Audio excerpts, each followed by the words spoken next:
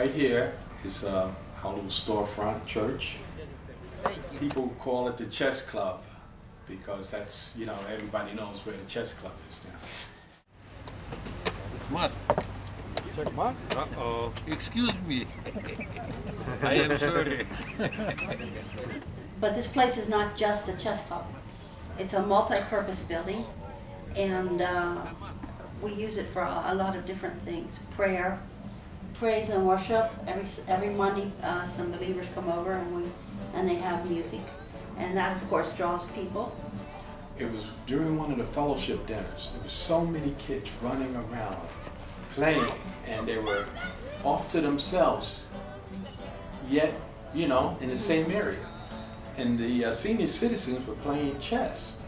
And the middle-aged people were just discussing the Bible, and people were often in little groups praying and for one another, and it was just awesome, man. Music, they're playing the keyboard and yeah, guitars. I get home, I say, wow, God, did you see all that? And it was like God was saying, did you see it? I'm showing you it.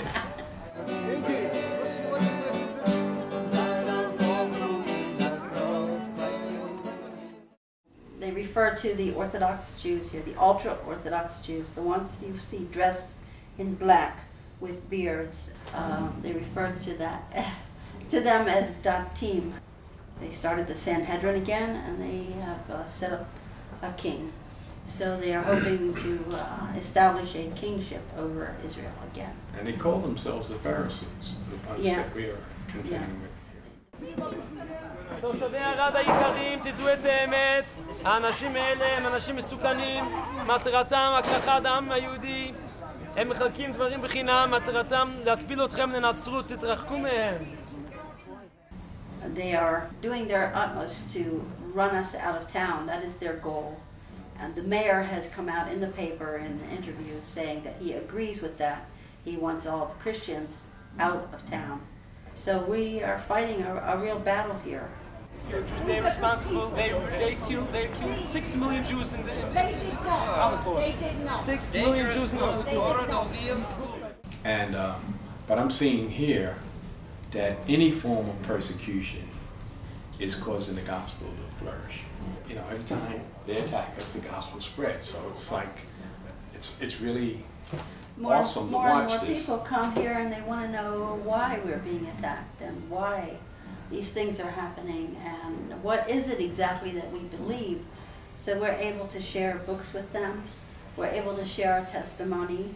The Lord has used Eddie to open up the doors of ministry to a number of various ethnic groups. For instance, because of the color of his skin, he's accepted amongst the Bedouins. He's accepted amongst the black Hebrews. He's accepted amongst the Ethiopians. And these are all various groups which have been extremely difficult to reach. Look here. Okay. No. Say Toga. I want a picture of that girl.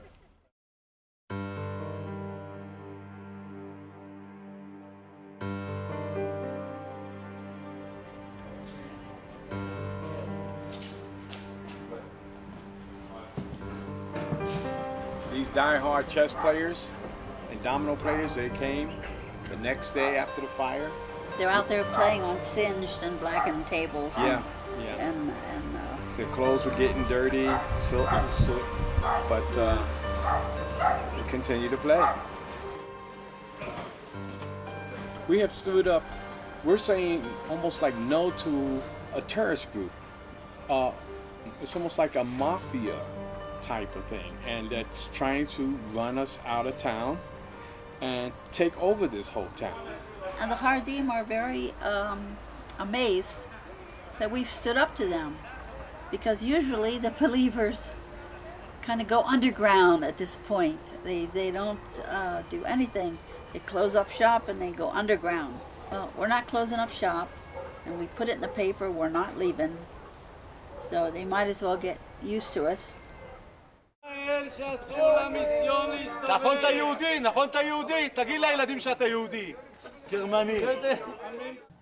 People have to understand that those people do more damage to the Jewish people than the truth ever will.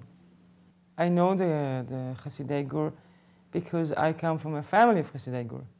I grew up in an Orthodox home, and from a child, at a very young age, I was taught to hate, and I was taught to hate everyone who is different than me. It's a Jewish version of the Hamas. As we walk around, you know, if one of these Hasidei Gur guys see us, it's all of a sudden he's on his cell phone, and the next thing you know, 5, 10, 15, 20 of them are surrounding you, and the police were not there really to help us. The police were there to almost make sure that we didn't do anything to them. Shaking hands, man. It's coming to the point where they're getting more and more bold, and they're getting more and more aggressive. The police isn't doing anything about it, so they're actually getting the feeling like what they're doing is right, and that the people support them because the police seems to support them.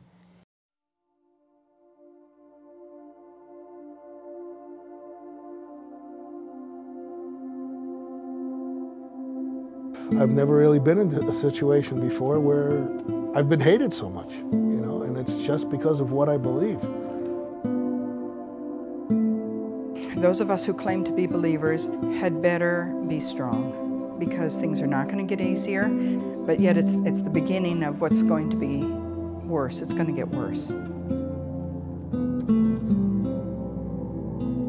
The body of believers here is dividing, and they are very upset at the work that we do because it created a situation where people are being exposed as believers, and they don't want to be exposed as believers.